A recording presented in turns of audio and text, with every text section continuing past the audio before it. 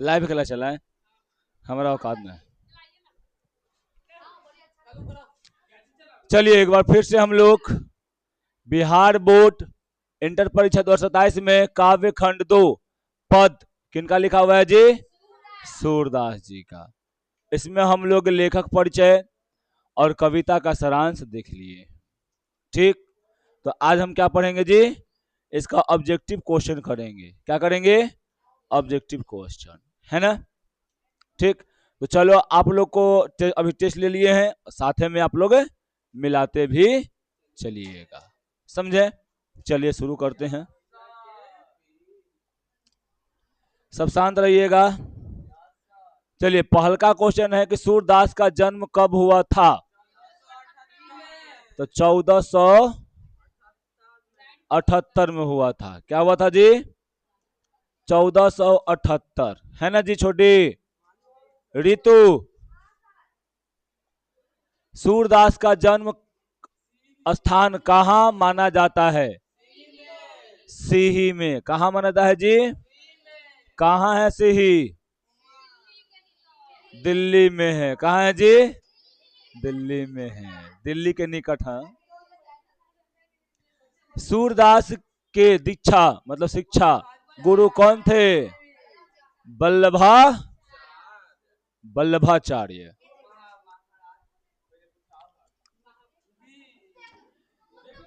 वल्लभाचार्य किस संप्रदाय के प्रवर्तक थे?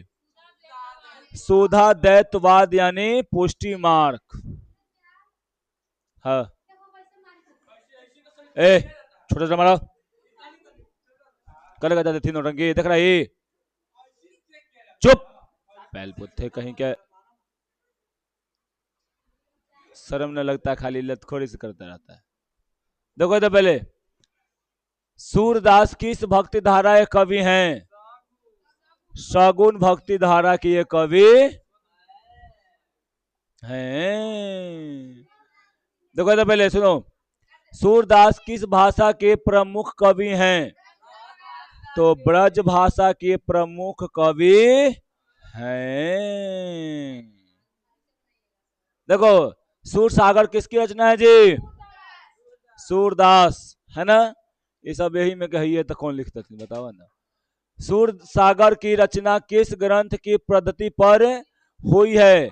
श्रीमन भागवत भगवान की है आरती, है ना?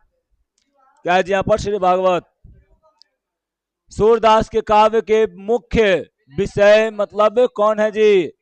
तो विनय, वात्सल्य, क्या जी? वात्सल्य श्रृंगार। सूरदास किस भाव के लिए विश्व में अद्वितीय माने जाते हैं? तो वात्सल्य। अष्ट छाप किससे संबंधित है जी? 8 कवियों के समूह से। सूरदास की प्रसिद्ध रचना कौन सी नहीं है? बताओ। इनकर इबला है, इबला है, इबला है, इबला यानी नहीं है, यानी ऑप्शन नंबर क्या हो जाएगा जी? डी सही हो जाएगा, है ना? यानी रामचरित्र मानस।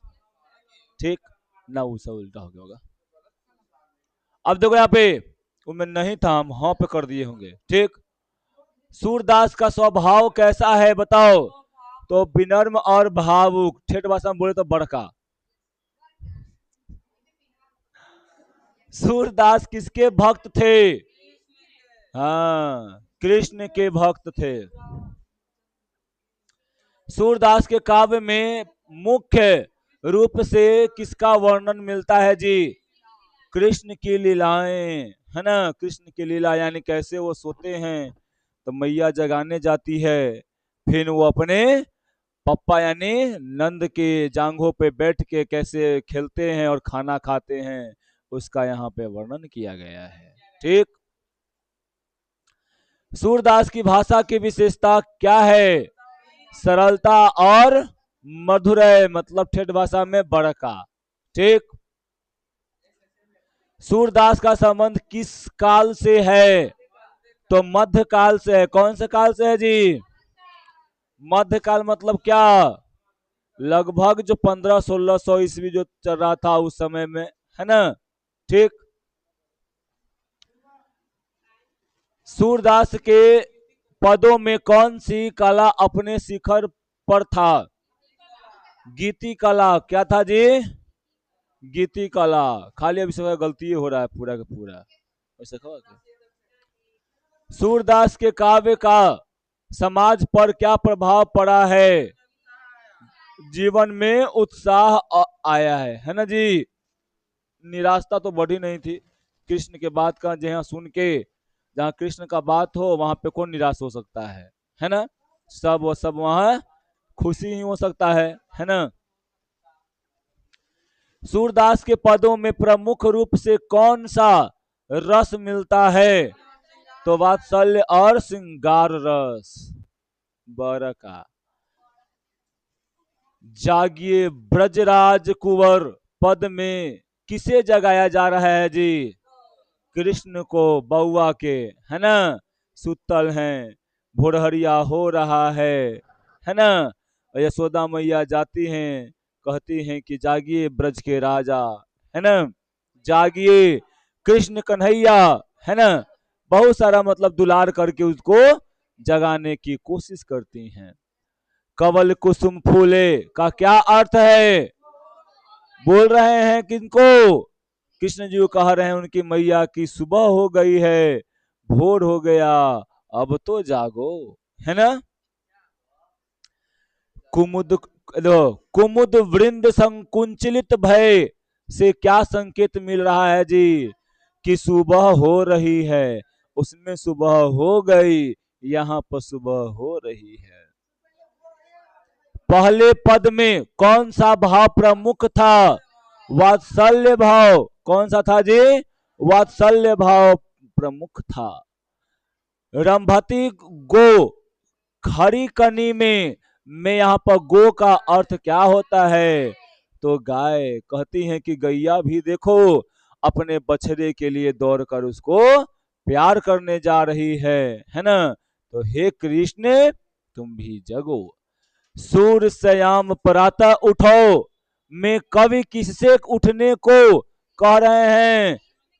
तो कृष्ण को कह रहे हैं, है ना, बाबा के। ठीक। दूसरे पद में कृष्ण कहाँ बैठे हुए हैं जी? अपने पप्पा नंद के गोद में बैठे हुए हैं। ठीक। कछुक खात कछु धर धरनी गिरावत से क्या भाव व्यक्त होता है? वो शरारत कर रहे हैं, है ना। कुछ भात यानी कुछ खाना को नीचे गिरा रहे हैं धरती पे, और कुछ खाना क्या है जी वहां पे क्या कर रहे हैं? वो खा रहे हैं, है ना। कुछ पप्पो के मुंह में दे रहे थे, है ना। ये सब लोग देख के देवता भी आनंदित हो रहे थे। दूसरे पद में कौन सा भाव प्रमुख है जी? तो वात्सल्य। ठीक। हाँ हाँ जी। जो रस नंद जदा क्या है बिलसत सो नहीं तेहूं भूनिया। मतलब यहाँ का क्या अर्थ है यहाँ पे? तो नंद के घर का जो सुख है वो तीनों लोक में कहीं नहीं है ना। क्योंकि नंद के घर में कौन है जी? कृष्ण है। ठीक। भगवान श्री कृष्ण किस कवि के पूज्य मतलब थे? किस मतलब हाँ, तो कौन है जी यहाँ पर? सूरदास। सूर सागर के कवि हैं सूरदास। यहां पर देखो, जागिए ब्रजराज कुंवर कमल कुसुम से है फूले, है ना। यह पंक्ति शीर्षक के कविता से मतलब कौन से कविता से मतलब लिया गया है जी? सूरदास के पद से लिया गया है। ठीक। निम्नलिखित में कौन छोड़ दिए?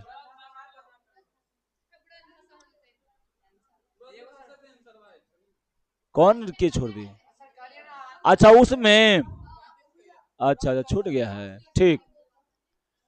निम्नलिखित में कौन कवि सगुन भक्ति के धारा के हैं? कौन है जी? एक हम इनके पढ़वे किए हैं, है ना। सूर्य के आराध्य देव कौन है जी? श्री कृष्ण। कौन है जी? श्री कृष्ण।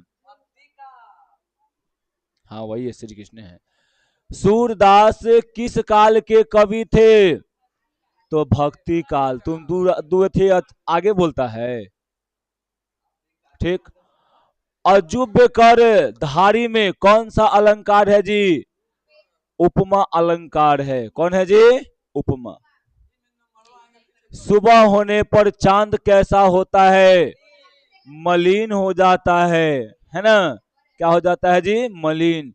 तो शाम के न चांदनी, रात रहेगा तब ना चांदनी रहेगी, चांद। और सुबह हो जाएगा तो सूर्य के किरण जब आएगा तो वो मलिन हो जाती है। कौन? चांद। हजारी प्रसाद द्विवेदी के अनुसार सूरदास के पीछे पीछे अलंकार शास्त्र कैसे मतलब दौड़ते हैं जी? तो हाथ जोड़ कर क्या करते हैं? वो दौड़ते हैं। सूरदास के विषय में पाठ्य पुस्तक में किस समीक्षा की उक्ति प्रस्तुत की गई है? बताओ। हजारी प्रसाद द्विवेदी। सूरदास वल्लभाचार्य से दीक्षित कब हुए? अनुमानित समय है, ये कोई फिक्स समय नहीं है। 1509 से 10। हिंदी साहित्य का सूर्य किसे कहा जाता है जी? सूरदास को, है ना? कवल कुसुम फूले में कौन सा अलंकार है? क्या जी? अनुप्रास। कौन बोली अभी? तुम बोली है अनुप्रास। आरंभिक काल में सूर कहाँ रहते थे?